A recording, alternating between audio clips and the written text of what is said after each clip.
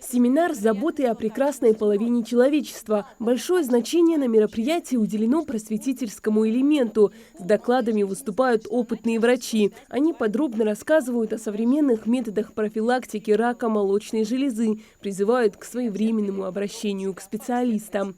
К сожалению, наши женщины, они очень пренебрегают своим здоровьем.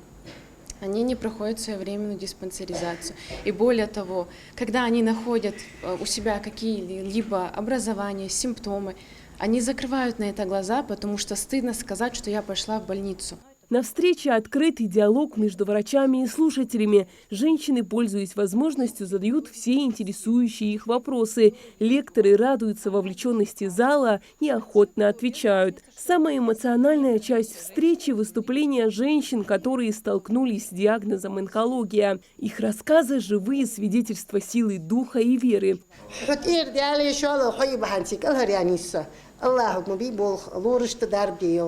Организаторы семинара выражают надежду на то, что встреча достигнет своей цели, и женщины начнут лучше заботиться о своем здоровье. Мы надеемся, что с нашей подачи, даже если суждено этому заболеванию появиться человеком, оно проявится только на начальных стадиях. А мы, в свою очередь, в дальнейшем будем его и лечить.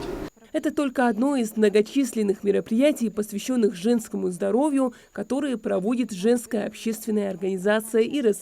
Ее члены уверены, забота о себе важнее всего.